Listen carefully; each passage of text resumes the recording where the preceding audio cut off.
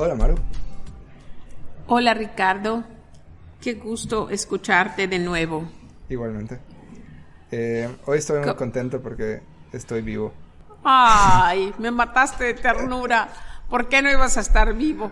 Porque ayer fui al bosque en las afueras de Berlín con dos antiguos compañeros de trabajo, los que estaban en mi equipo, con Paula y con Fabián, y fuimos a recolectar hongos en el bosque, que es algo que los alemanes hacen a veces porque son alemanes.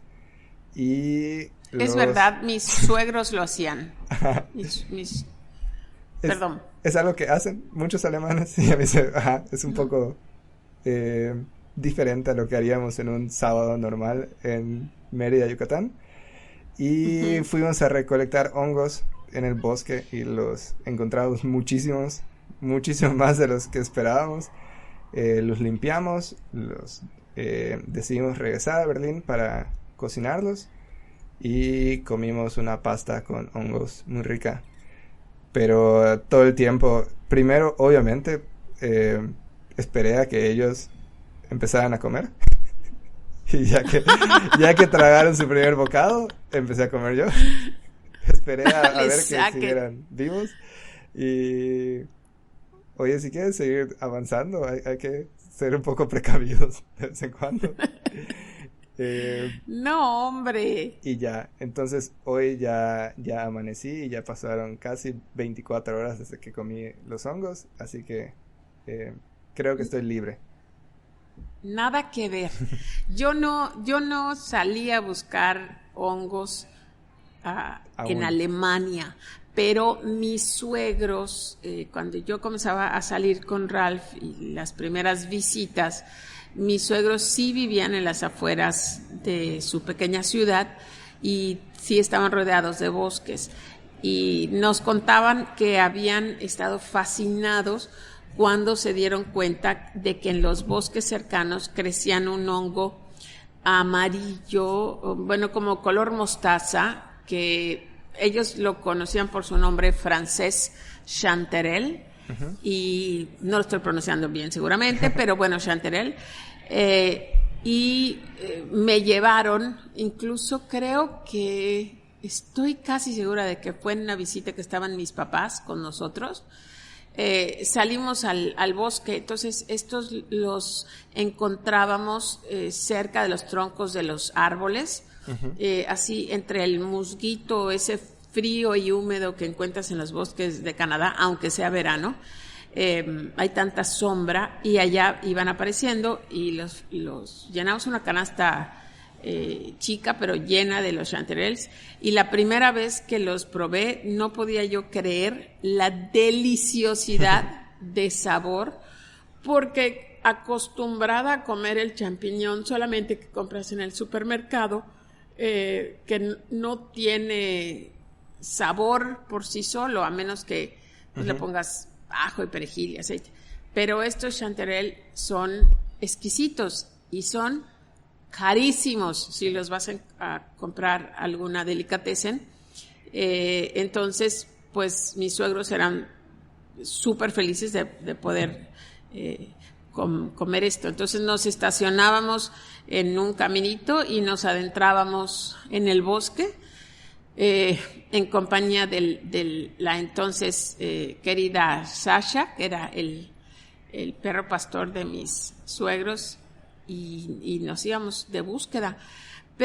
Y creo que seguramente habré tenido el mismo miedo que tú tuviste, pero me los empaqué con singular alegría, la verdad, y hasta la fecha cada vez que viajo y los veo en algún menú, los pido porque son una cosa exquisita. ¿A dónde se fueron ustedes? Nosotros tomamos un par de trenes saliendo de Berlín y la familia de Paula tiene una casa en el bosque, que es donde celebré mi cumpleaños yo, en abril. Ah, sí me acuerdo. Entonces la mamá de Paula y su novio, o sea, el novio de la mamá de Paula, viven ahí, en esta casa, gran parte del tiempo. Y el novio trabaja pues ese es un señor ya de no sé cuántos años tenga, pero muy experimentado en los bosques. No sé cómo sería específicamente. Trabaja en mantenimiento de los bosques, entonces él fue con nosotros, entonces estábamos Fabián, Paula y yo, y este señor, Fred, que nos fue dando algunos tips y sugerencias, y fuimos caminando y estuvo, la verdad, súper relajante, ¿no? Porque al inicio, pues no estaba muy seguro qué tan fácil iba a estar. ¿Qué hago aquí? Ajá. Paula hizo muy buen trabajo poniendo expectativas bajas, nos dijo, o sea, primero es, no siempre encuentras los hongos, luego igual y alguien pasa y los recoge antes, o llovió mucho o no llovió suficiente, o hay muchas hojas, etcétera. Pero la verdad es que tuvimos mucha suerte, o sea, llegamos y la gente protege los lugares donde saben que, porque sí los hongos crecen en el bosque, pero no en diferentes partes del bosque crecen más que en otras, ¿no? Ya sea por el tipo de vegetación que hay, la cantidad de luz que llega, o de agua, de humedad, el tipo de suelo que tiene. Y encontramos, y los protegen así como, yo lo relacioné a los pescadores en las costas del Caribe, que uno de los secretos más guardados es la ubicación exacta de esas piedras donde van a pescar en el océano. Así, o sea, nadie te dice dónde está su punto especial de hongos, ¿no? Y fuimos y empezamos a encontrar al inicio unos de tamaño medio, y luego estaban gigantes, y la verdad es muy relajante. Estás caminando en el bosque y te separas un poco y luego te vuelves a encontrar con las personas que están, y te expandes un poco más y vas, pues estás nada más respirando aire agradable, una temperatura súper rica. Imagínate. Sí, y concentrado en la naturaleza, ¿no? Porque tienes que estar viendo pues dónde estás caminando, primero para no pisar los hongos. Luego los hongos. Estás viendo porque hay cierto tipo de vegetación, que luego estás viendo ciertos patrones, ¿no? Cerca de este tipo de plantas crecen más este tipo de hongos. Vas igual alzando la vista para no perderte del grupo, y vas checando los hongos en específico, ¿no? O sea, sé que hay muchísimas variedades. No tomen mis sugerencias como avisos para ir a buscar todos los hongos que se encuentren. No vayan a recoger cosas que les maten. En general, el tip más genérico fue en la parte de abajo de como la sombrilla del hongo. Si es como una esponjita, según señor Fred, si es como esponja, todos son comestibles. Pero si tienen como rayitas, o sea, se siente la textura totalmente, se ve y se siente totalmente diferente. Esos, la gran mayoría no son comestibles. Los hongos rojos no son comestibles. y ya, entonces era la situación es que pues estábamos ya en otoño aquí, que cayeron muchas hojas, entonces le agregaba una parte de cómo estar descubriendo que está los hongos, porque a veces el hongo es casi del mismo color que una hoja café, ¿no? O sea, entonces se medio pierden entre la alfombra de hojas caídas, y ya, una experiencia muy bonita, la verdad. No, increíble. ¿Y nos puedes decir el nombre de este hongo para ampliar nuestra sabiduría? El hongo en alemán es Steinpilz, que es como hongo roca. Hongo roca. Y hay otros tipos en especial que no sabía, pero ese era el nombre, que era como el que sabíamos que crece a un tamaño muy bueno, es de buen sabor y es fácil de identificar. Entonces era por el que íbamos más, pero igual agarramos otros. La verdad, qué agradecida estoy a todas esas buenas personas que a lo largo de la historia del mundo se han dedicado a probar hongos para decirnos cuáles sí y cuáles no, porque está difícil, ¿no? Si de repente no supiéramos nada de esto y estuviéramos perdidos en el bosque, lo cual es muy improbable en estos días, pero perdidos en el bosque y tengamos que comer algo sin saber me va a hacer bien o me va a hacer mal, pues sí está difícil. ¿Cómo los prepararon después? solo los limpiamos, los cortamos y los freímos un ratito con ajo y hierbas. ¿Mantequilla? Sí, Ya. un poco nada más, pero sí, más que nada ajo y algunas especias que estaban por ahí en casa de Fabián. Qué Y delicia, ya, qué pero muy rico. bien. Lo Qué único ganas. es que la noche anterior vi esta película, no sé si ya salió en Mérida, pero se llama Midsommar, que es sobre Mm, un grupo de amigos que va a un festival de la mitad del verano en Suecia. Y, no, no y ha van al salido. bosque y hay hongos y hay todo. Y la gente es muy feliz, pero la situación que está pasando no es feliz. Entonces todo me estaba como en una situación de alerta sobre todas las cosas que estaban Ya. pasando. Ya luego entendí que podía disfrutar el bosque con mis amigos, Oye, pero sí. esas películas se oye linda, pero si es sueca, creo que no va a llegar aquí a México. Es americana, pero está, Ah, o ok. sea, se desenvuelve en gran parte en Suecia. Ya. Y ya. Eh, ahorita en un tema no relacionado para absolutamente nada con hongos, pero sí con películas, tengo curiosidad. ¿Llegaste a ver el Joker? Sigo sin verla. Sigo sin verla, Ah, pero ok, ahí la veré. estamos iguales. Ay, estamos iguales. Bueno, pero qué bueno que ya tuviste otra experiencia nueva de las que siempre estás teniendo en tu vida internacional y que nos las compartas, porque así nosotros conocemos y sabemos un poquito más de cosas.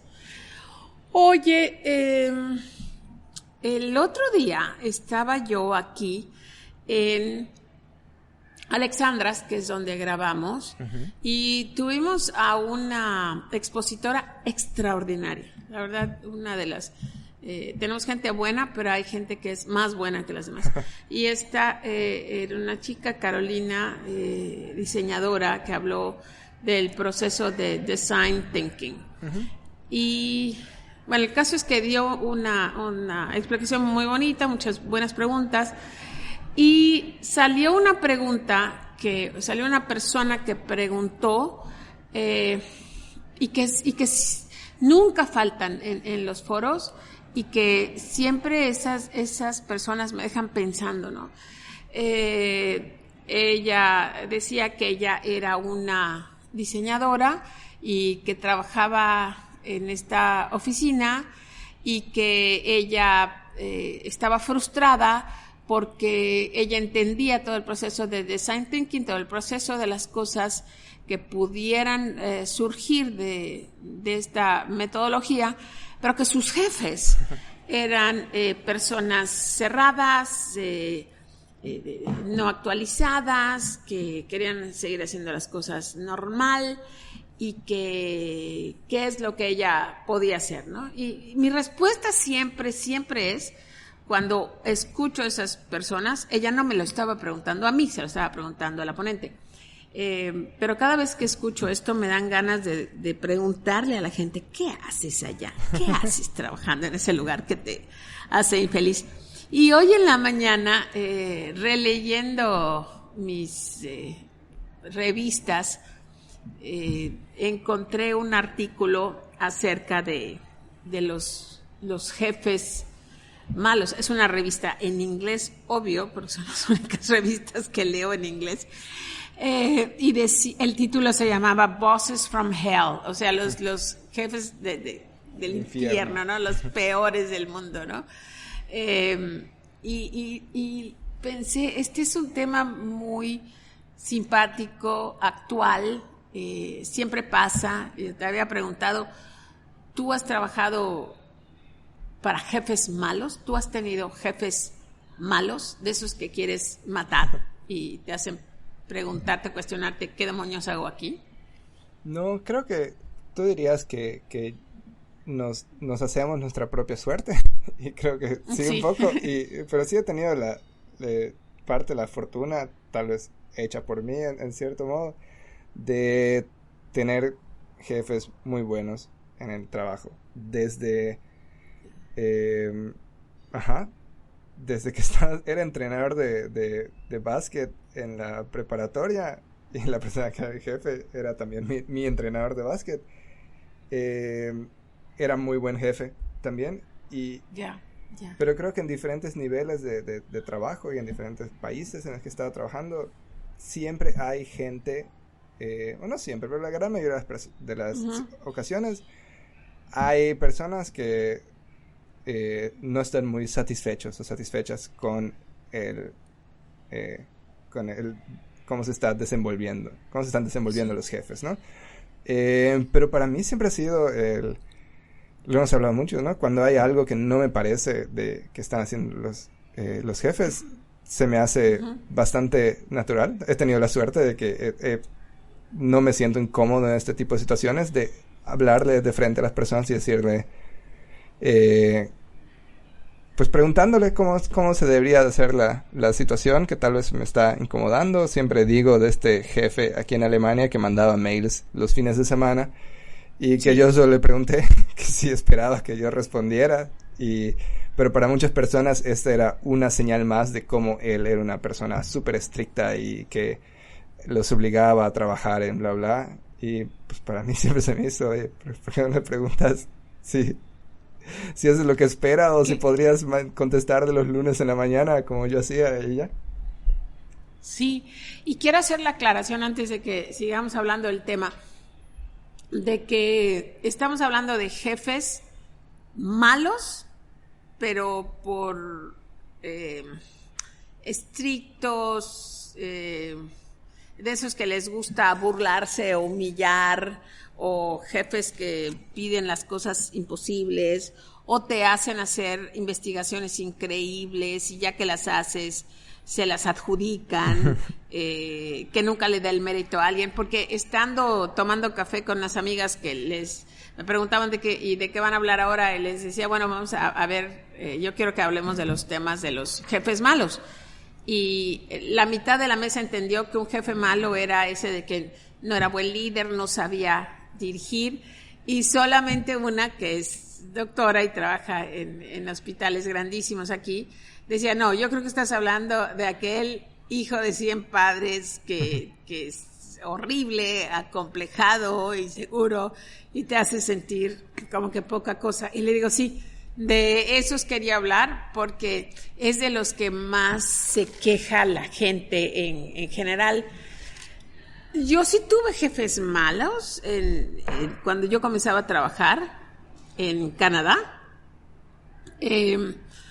Malos, pero sí lo podría yo atribuir a eso, a que no entrenaban bien, exigían mucho y te culpaban por tu falta de desempeño, ¿no? Pero claro, yo me excusaba y yo decía, bueno, es que desempeño mal porque no me lo explicaste bien, animal. Pero sí existía, sí sentí eso que alguna vez ha dicho la gente, era gente como que le gustaba, como que se regocijaba en el poder que tenían sobre la gente, o más joven, o más nueva, o más insegura. Y sí me tocó eso, pero, o sea, tardé una semana en ese trabajo, o sea, fui y me acuerdo que le dije al dueño de la cafetería, le dije, ya encontré por qué hay tanta rotación en su lugar, porque el dueño de esa cafetería era un mexicano, el señor Curia, el que menciono en mi libro, cuando él me contrató, me dijo que él tenía un problema porque la gente no duraba para nada, y después de una semana de trabajar para sus gerentes, entendí por qué no duraba para nada, y antes de irme le dije, me voy, pero ya entendí por qué no se queda la gente. Y una de las cosas, por ejemplo, que me acuerdo que pasaba, es que ellas nos avisaban un día antes a qué hora era nuestro turno al día siguiente, imagínate. Uh-huh. Creo que hay muchas gentes que siguen trabajando así, espero que no.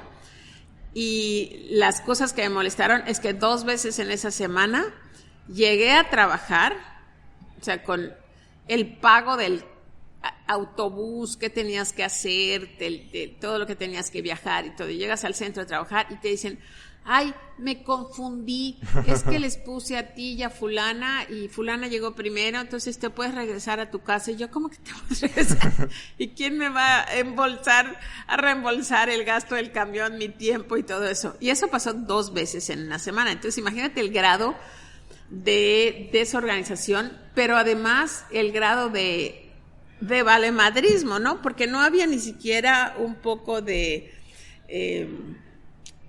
admitir, pues sí, la regué, a ver, espérate cómo resuelvo esto, sí, o cómo te lo hago menos molesto o algo así. No, les valía. Entonces sí que no, aquí no puedo irme. Cuando regresé a esa cafetería, ya regresé como supervisora. Uh-huh. Y ya se habían despedido, se habían deshecho de estas malísimas gerentes. Pero no las toleré por mucho tiempo. Sí, creo que muchas veces... Pero sí has oído, sí. Sí, o sea, creo que muchas veces han sido personas, o sea, estos jefes de ese tipo, han sido los que no han tenido la oportunidad de que alguien los rete, no los rete uh-huh. en eso, sino que los exponga, como tú le hiciste con estas personas, con el jefe que estaba más arriba. Es un problema si esta persona es el jefe uh-huh. de más arriba. Es el dueño. Uh-huh. Sí, pero está intentando encontrar la palabra en español para accountable, o sea, para alguien que los haga, sí. Ok, que si estás diciendo tal y tal cosa. Es que la única traducción que hay en español es responsable, desafortunadamente. Sí, pero sí, alguien que los haga responsables de estas actitudes que están tomando, ¿no? Y creo que de todos modos es importante, de plano el ejemplo que tú dices creo que es bastante objetivo la perspectiva, ¿no? Uh-huh. Pero me llamaba la atención cuando platicabas de este ejemplo durante la plática en Alexandra's de Design Thinking, de uh-huh. la persona que decía, no, es que mis jefes no ven que tal y tal cosa podría ser, o que quiero implementar tal cosa uh-huh. y bla. Creo que siempre es importante tener en cuenta que en la gran mayoría de las ocasiones casi todos pensamos que somos la persona más inteligente del lugar, ¿no? De la situación. Uh-huh. Porque tenemos una perspectiva claro, sí. que es la que vale más la pena tomar en cuenta. Y tal vez desde donde tú, persona que acabas de empezar un trabajo o que llevas cierto tiempo, pero que sientes que ya leíste mucho el tema y estudiaste y tal vez en tu trabajo pasado fue así, y se te hace que no tiene sentido que tu jefe o tu jefa no quiera hacer tal cosa. Es importante tomar en cuenta que también, o sea, no solo tus jefes sienten que ellos son más inteligentes, sino que es probable que también tengan una perspectiva igual de válida que la tuya, ¿no? Tal vez ya vieron que cierto tipo de implementación de proyectos, de nuevos cambios, si solo se meten de la nada a la organización, no han funcionado y han generado cierta resistencia en otras partes de la organización. Y ya, a mí eso me ha funcionado mucho, ¿no? O sea, siempre reconocer que las otras personas también están pensando que sus ideas son las más válidas, ¿no? Entonces no... Sí. Eso es importante. Te decía que yo había, o sea, que todo esto salió de un artículo de una revista. Y una de las primeras cosas que pregunta la autora del artículo va en la línea de lo que tú estás diciendo, es que, a ver, lo primero que tenemos que preguntar es realmente quién es el malo. Uh-huh. Y para hablar de eso de una manera objetiva, pues debemos de comenzar con las cosas más incómodas, que es revisar los resultados que tú como trabajador estás dando. Uh-huh. Porque a veces algunos sienten que el jefe es demasiado duro o les corrige demasiado o es poco tolerante, pero yo creo que también tiene que haber una autoexaminación, ¿no? Uh-huh. Estoy cumpliendo, estoy llegando puntual, estoy haciendo las tareas que me dicen, estoy siguiendo todo eso y aún así las cosas están mal. bueno, entonces debo de tomar otro tipo de acción. Pero si lo que tú estás haciendo es no dar resultado, estar lleno de excusas, el por qué no pudiste, el estar comparando, por qué solamente te metes conmigo, no estás viendo lo que hace fulano, y decir una gran cantidad de lo que pasa. Lo que pasa es que ayer se fue a la luz, lo que pasa es que no sé, lo que pasa. Entonces, creo que eso es algo que también tenemos que apreciar, ¿no? Porque de repente escuchas hablar a gente y después de que mientras las estoy escuchando, las estoy observando. Y desde el tono de voz, que es así como medio lloriqueado, no son las más así súper vestidas y presentadas con poder, ya sabes, el cabello perfecto, la camisa planchada, los zapatos, todo eso. Entonces eso como que me hace igual pensar quién realmente está siendo malo. Y no estoy diciendo que no hayan jefes malos, acabo de decir que yo pasé por uno, o sea, sí hay, pero antes de comenzar a ver cómo les vamos a dar la pelea, tenemos que descartar de que nuestro desempeño no es el que se está poniendo en el camino de esta percepción de maldad o falta de capacidad. Sí, a mí una situación que me puso bastante clara esto era en Lesara. Uno de los fundadores de la empresa se salió de la empresa a inicios del año pasado. Esta persona era la que había era el fundador, el CTO, o sea, de la parte de tecnología, y era el que tenía conocimiento a fondo de gran parte de cómo funcionaban las cosas que se habían los desarrollos de software habían hecho y todo. Entonces, evidentemente, aunque ya había un plan de que entrara uno nuevo y empezó al día siguiente de que esta persona se fue y hubo cierta transferencia de conocimiento y todo, la realidad es que no era lo mismo al inicio, ¿no? Y algunas personas que estaban en otras posiciones de organización empezaron a tener bastante descontento con algunos de los jefes en la empresa porque no estaban logrando terminar ciertos proyectos o no lograban que... ¿Cómo lo hacía el que se fue? No, por ejemplo, en la parte operativa muchas personas tenían proyectos que les estaban diciendo que no iba a ser posible que se hicieran o que se hicieran, o les decían que algo no se iba a poder hacer en los próximos meses y lo adjudicaban a que eran estos jefes operativos que no podían hacerlo, que estaban siendo malos, que estaban siendo flojos, que no tenían perspectiva, bla, bla. Cuando la realidad era que en la parte tecnológica necesitábamos hacer ese periodo de transición al nuevo jefe. Que no era, o sea, falta de paciencia. Ajá, y falta de un poco de visión. O sea, las personas que estaban quejando no estaban viendo porque de cierto modo no era su jefe el que se había ido, era alguien que estaba en otra parte de la organización. Pero les faltaba claridad de ver que las personas que tenían que colaborar con ellos o colaborar con los que iban a colaborar con ellos, tal vez a un nivel de separación de distancia,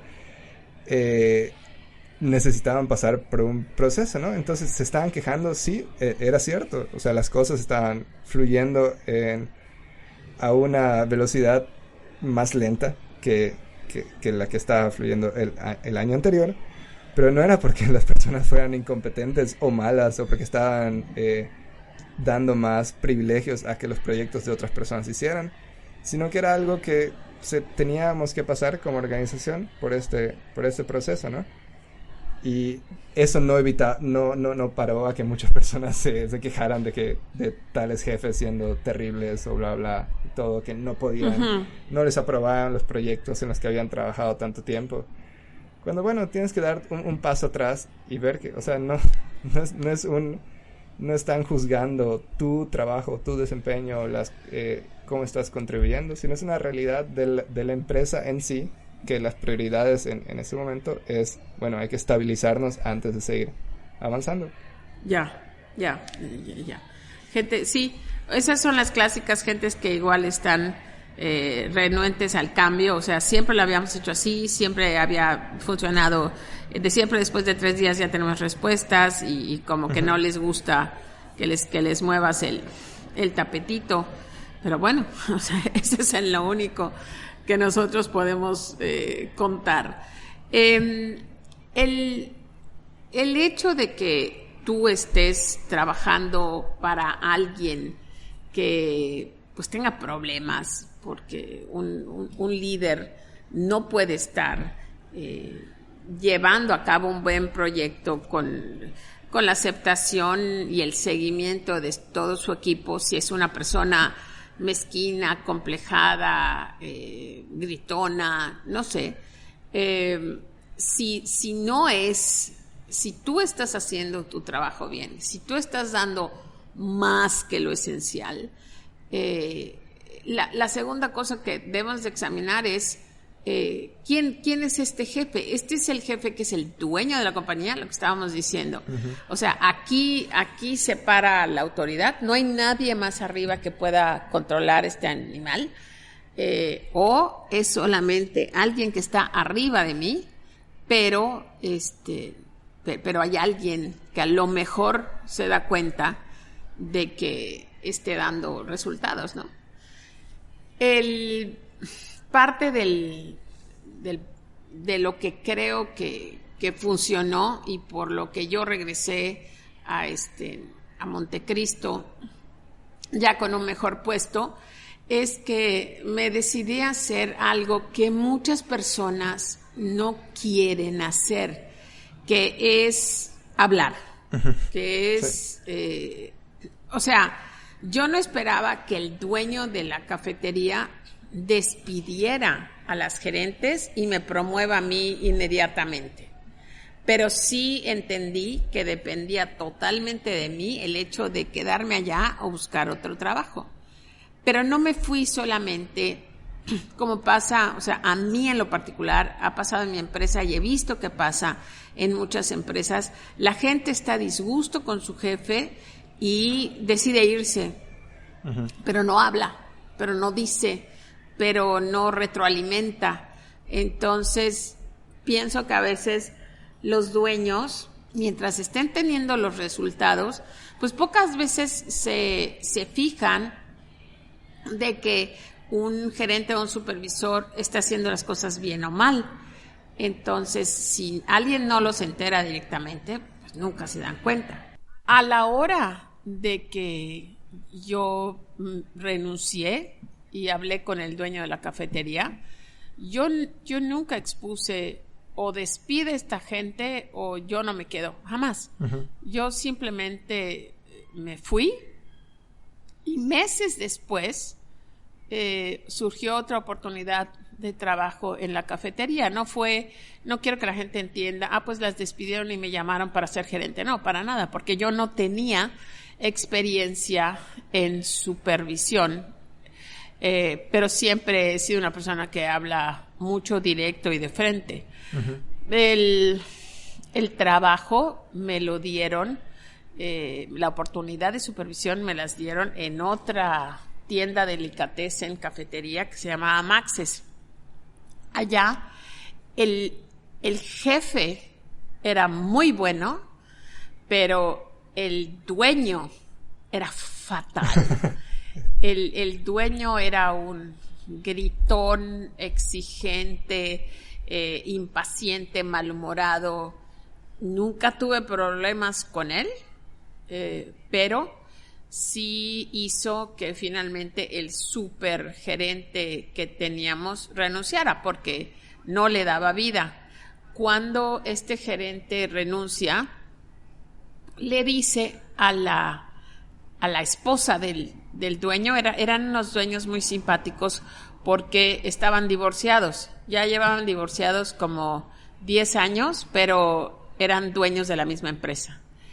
Y el gerente que se fue me recomendó para un puesto de supervisión a la dueña y fue así como fui ganando experiencia y por eso cuando regresé a trabajar para el señor Curie, pues ya pude ser supervisora, pero no fue un hecho, nada más quiero aclarar esto de que yo fui y le dije a mi jefe, estas son malas, las despidió y me contrató. No fue así.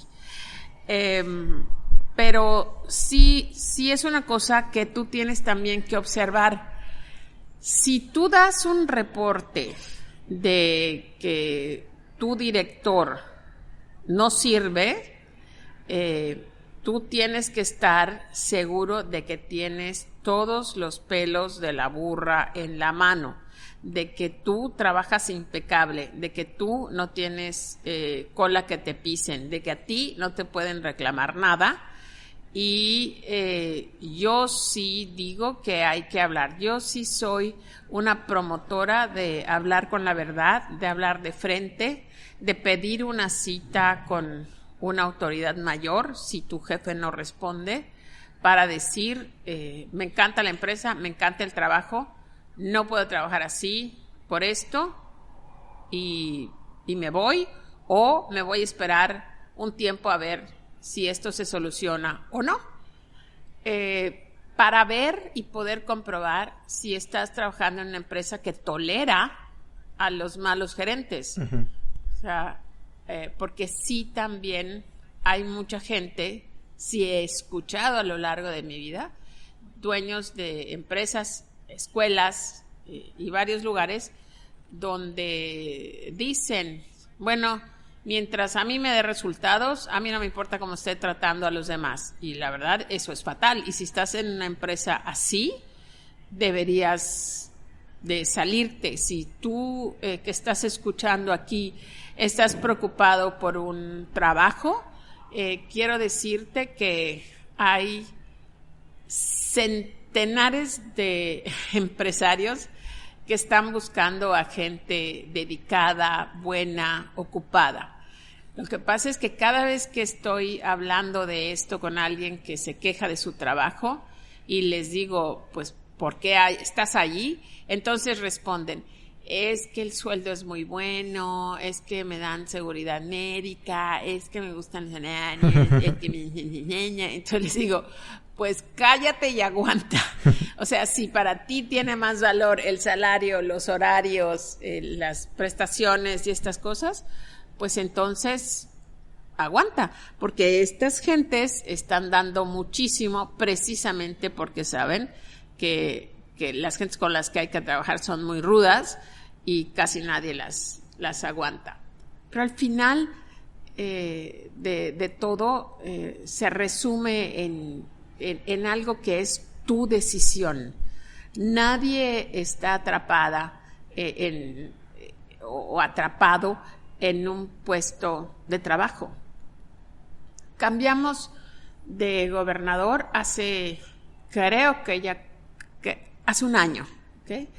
Y como el gobernador que ganó aquí en nuestro estado es del partido político diferente al gobernador que estaba en el poder el sexenio anterior, pues hubo mucho cambio, muchísimo cambio de jefes en los puestos, en los diferentes puestos del gobierno y la burocracia.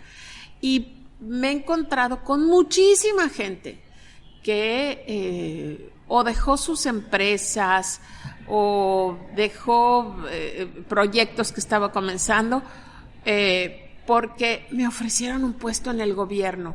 Todavía sigue teniendo una fuerza tremendísima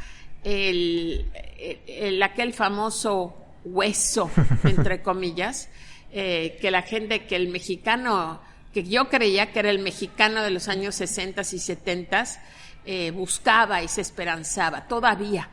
Y es precisamente de estas gentes donde yo empiezo a oír las críticas y las quejas de los jefes malos. Uh-huh. Y es precisamente a esas personas que me contestan, no, pero es que lo que me está pagando el gobierno no me lo paga ninguna empresa privada. Pues está bien. Friégate. Y te digo friégate por no decirte algo más grosero que aquí no debería decir, pero la verdad es que no tienes oportunidad ni siquiera de quejarte. Pero siento muchas veces que si uno habla, si uno conversa, si uno tuviera el valor de acercarse a ese jefe malo, acercarse a ese jefe que nosotros vemos como malo, nos acercáramos para pedir una cita, para poder tener una junta y realmente exponer cómo nos sentimos, a lo mejor se pudieran aclarar muchísimas cosas. Yo sí soy una convencida de que hablando se entiende la gente. Uh-huh. Y a veces pasa eso, ¿no? Tú expones lo que sientes, expones lo que ves y tu sentir, y muchas veces hablando, ese jefe que tú percibes como mal jefe pudiera aclarar por qué las cosas están siendo como son. No creo que esté yo actuando de una manera inocente al esperar que conversando de las cosas que a lo mejor te da pena conversar, las cosas se resuelvan. Sí, creo. Digo, como el ejemplo de tu carta, ¿no? ¿De mi carta? Sí, del jefe que te me escribía a medianoche. Ah, sí, el mail, sí. Y al día siguiente, bueno, ¿de qué se trata esto? O sea, ¿por qué? O sea, pudiste haber agarrado el camino de la víctima, de mi jefe me escribe a la 1 de la mañana y quiere que le conteste, ¿no? Y simplemente acercarse y aclarar. Sí, y creo que eso siempre es la situación, o sea, de un poco de sentimiento de incomodidad hace que se puedan solucionar situaciones, aunque igual estoy consciente que viene de una parte de privilegio, ¿no? O sea, yo sabía que igual si estaba tocando un tema que no debía tocar o que era tabú o algo así, yo sabía que, bueno, está bien, o sea, ni modo, adiós, ya estuvo, ¿no? O sea, no, estaba consciente de eso, ¿no? Pero la realidad es que si estás escuchando este podcast y estás sintiendo que cualquier tema que pongas sobre la mesa al hablar con tus jefes o en tu trabajo pueda ser motivo para que pierdas tu trabajo o que tengas represalias en la oficina por eso, bueno, creo que tienes que, como tú dices, ¿no? Replantear por qué estás allá. Sí. Pero al final recuerda eso. En ti está el poder de cambiar las cosas. O te quedas tratando de mejorarlas mediante el diálogo, mediante la mejora de lo que tú ofreces, lo que tú das y lo que tú aportas, o simplemente te vas. Pero antes de irte, di por qué te vas. Yo creo que eso es súper útil. Contrario a lo que yo aconsejo, cuando despidas a alguien, no gastes saliva diciéndole te despido por esto y por esto y por esto, porque la mayoría de la gente se ofende cuando le dices cosas negativas y la verdad nos metemos en una camisa de 11 varas. Contrario a eso, cuando tú te vayas de un lugar, yo sí aconsejo en un acto de inesperada generosidad decirle a tu equipo por qué te estás yendo.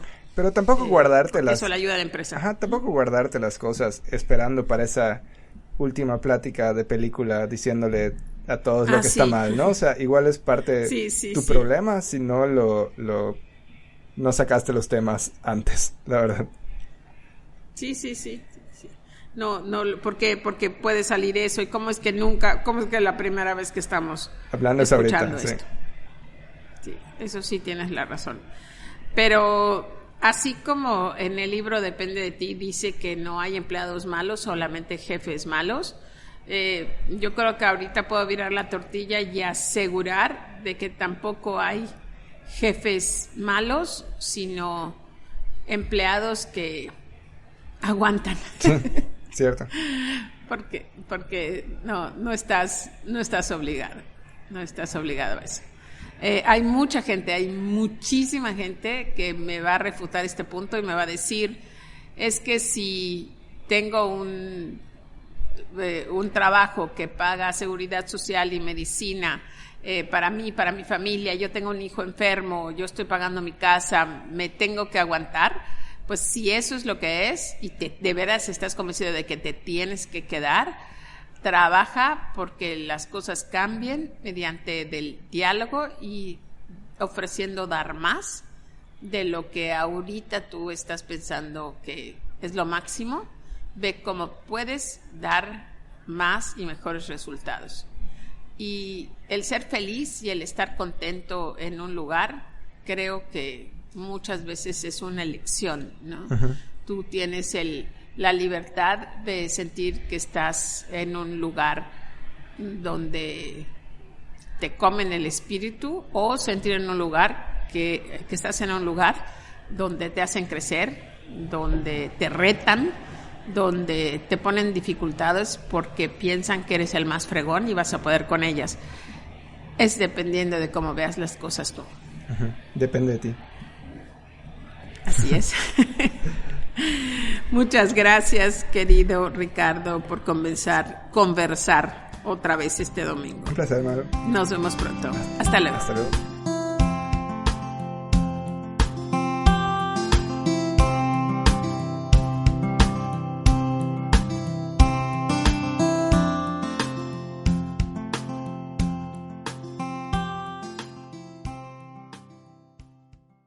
Este fue un podcast de 42 Broadcast Network, producido por Diego Escalante y Ricardo Ancona. Más información en 42bn.com.